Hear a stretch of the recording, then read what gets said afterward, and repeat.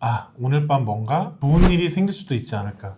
근데 여러분의 이런 기대와 설렘이 끔찍한 악몽으로 변할 수도 있습니다. 어떤 남자분이 자기 친구분과 함께 어떤 여성분들과 술자리에 합석을 하게 됐는데 그 술자리 분위기가 되게 좋았어요. 잘생겼다 혹은 뭐 예쁘다 이런 칭찬을 하면서 심지어 팔짱을 끼기도 하고 편의점에도 중간에 한번 같이 갔다 와서 아이스크림을 함께 먹기도 하고 되게 화기애애한 그런 분위기가 있었습니다. 이 남자분도 자기의 집에 가서 귀가할 수도 있었지만 그 여자분이 자기 집에 가서 술을 좀 더 먹자, 더 놀자 이런 취지로 얘기를 하니까 이 남자분도 뭔가 좀 더 기대를 하셨던 거죠. 그래서 함께 택시를 타고 그 여자분이 혼자 자취하는 여자분의 집으로 갔습니다. 그래서 여자분이 공동현관 비밀번호도 입력하고 또 올라가서 여성분의 집 문 도어락 비밀번호도 입력하고 들어갔어요. 들어간 다음에 분위기가 좀 더 이어지고 서로 약간 다정한 말들도 주고받다가 그 여자분이 남자분한테 먼저 씻고 와라 이렇게 말을 했어요. 그래서 그 남자분도 알겠다 하고 먼저 씻고 나오고 여자분도 따라서 씻었습니다.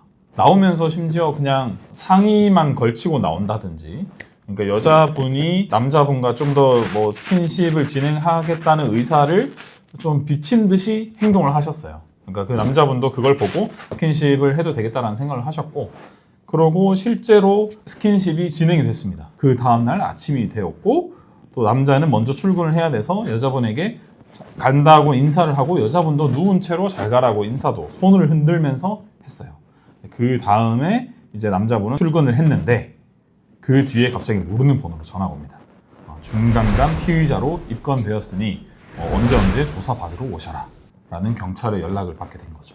그래서 그분이 너무 억울하니까 변호인까지 선임을 해서 이 사건에 대응을 하기 시작했습니다.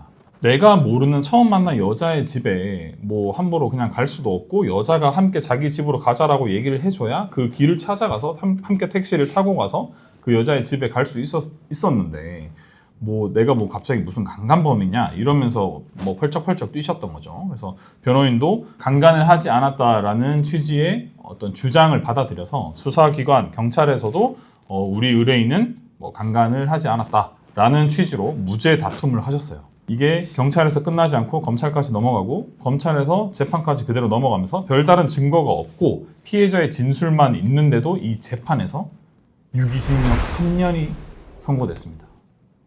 그러고 2심에서 저희를 찾아오셨는데 여자분이 좀 합의하에 성관계를 했다라고 볼 수 있을 정황이 있음에도 불구하고 이 재판에서 무죄를 주장하는 게 상당히 위험해 보였습니다. 무죄를 주장할 수 있는 별다른 증거가 없다는 점을 확인하고 어쩔 수 없이 합의를 하자는 쪽으로 전략을 바꿨고 이분은 합의를 위해서 3천만 원을 피해자 쪽에 지급을 해야 했습니다.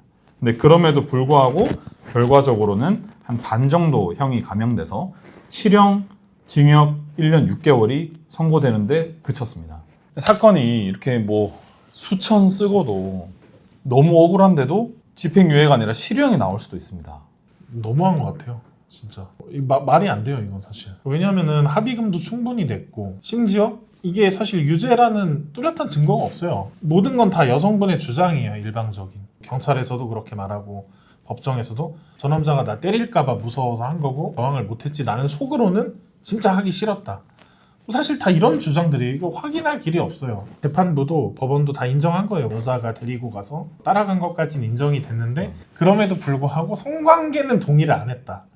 이게 그 판결의 취지예요. 네, 이런 사건들이 지금도 일어나고 있고 앞으로도 비일비재하게 일어납니다. 남자분들이 어떻게 해야 이런 사건에 휘말리지 않을 수 있을지 우리 전문가에게 여쭤보겠습니다. 한번 말씀해 주시죠. 본인도 전문가시잖아요. 무슨 네, 우선 첫 번째로 시간 순서로 설명을 드리면 뭔가 오늘 밤에 좋은 일이 생길 것 같다 하면 그 여성분 만나자마자 그냥 묻지도 따지지도 말고 바로 켜세요. 녹음기. 그 여자랑 같이 있는 모든 시간을 다 녹음하십시오. 가급적이면. 일단 그날 있었던 일을 뭐 영상은 없지만 소리로 다 보여주잖아요. 대화 내용, 뭐 성관계를 하러 가는 그 과정에서 이 여자랑 나눴던 대화, 실제 성관계 할 때 음성, 뭐 이런 것들이 다 나오잖아요.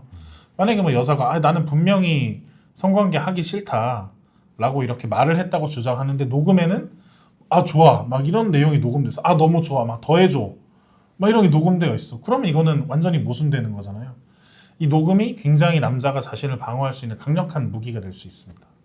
자, 그러면 술자리가 진행되는 중에 이제 녹음을 다 했고 또 가는 중에도 뭐 녹음이 됐어요. 그러면 이제 그 두 분이 예를 들면 여자분의 자택이나 숙박업소에 가게 될 텐데 거기 들어갔을 때는 또 어떻게 해야 될까요?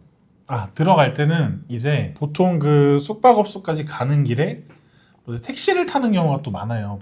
택시에서도 택시 요금 결제 이런 거를 여성분이 좀 하도록 유도할 수 있으면 하는 것도 좋아요. 결제하면은 내가 돈 나중에 보내줄게 이런 식으로 해도 되니까 택시 기사님한테 좀 들리도록 좀 이렇게 크게 분명하게 얘기하시는 게 좋아요. 나중에 택시 기사님이 증인으로 나오시는 그런 상황이 또 생길 수 있거든요. 숙박업소 도착해서는 숙박업소 딱 입구부터 그 CCTV가 설치되어 있는 경우가 많아요. 다정한 모습으로 들어가시는 게 좋고 제일 중요한 건 절대 여성분을 부축해서 들어가시면 안 돼요. 이게 잘못하면은 수사기관인 이걸 보고 이거를 뭐 술에 취해서 몸을 가누지 못하는 여성을 막 억지로 데리고 들어갔다 이런 말도 안 되는 소리들을 막 한단 말이에요. 만취했다. 네, 만취했다는 증거로 활용해버려요. 그래서 가급적 여성분을 부축을 하지 마세요. 들어가실 때는. 모텔에 들어가고 나신 후에도 여러분들께서 계속 긴장을 하셔야 되는데 대화를 하시거나 어떤 행위에 나아가실 때 서로 소통하는 내용을 녹음에 많이 남겨두셔야 돼요. 예를 들면 상대의 반응을 확인한다든지 어떤 주제에 대해서 얘기를 하면서 상대방이 멀쩡하게 맥락에 맞는 대답을 한다든지 이런 부분들을 녹음에 남겨놓으셔야 그 여자분이 어떤 만취한 상태가 아니다. 그러니까 법리적으로는 심신상실 또는 한거불능 상태가 아니다. 라는 점을 저희가 이제 입증을 할 수 있기 때문에 상대의 반응을 확인하는 대화를 녹음을 시켜 놓는다든지 그런 것들이 좀 필요하죠. 저희가 이런 사건을 맡을 때 주로 어떤 대화가 있었는지를 확인하는 그런 좀 멘트들이 있는데 몇 가지만 한번 오픈을 좀 해주시죠. 약간 민망한 내용일 수도 있는데 뭐 예를 들면 성관계 하면서 도중에 뭐 좋아? 이렇게 물어본다거나 자세가 불편하면 변경을 요구한다거나 뭐 성관계를 물어본다거나 이런 내용들이 좀 이제 여성 동의하에 성관계가 이루어졌다는 것을 입증할 수 있는 그런 실질적인 자료들이 될 수가 있어요. 절대 하시면 안 되는 게 하나 있어요. SM 플레이. 이거는 진짜 절대 하시면 안 됩니다. 대부분 자극적인 내용들이 많기 때문에 음성으로는 거부하는 듯한 그런 단어들을 말할 때가 많거든요. 뭐 안 돼요, 싫어요 이런 단어들을 말할 때가 많고 서로의 신체를 이렇게 때리기도 하잖아요. 근데 그게 문제는 이게 영상이 남는 게 아니라 음성만 남기 때문에 이거를 나중에 후발적으로 듣는 경찰이나 법원의 재판부의 입장에서는 이걸 곧이곧대로 해석할 수밖에 없어요.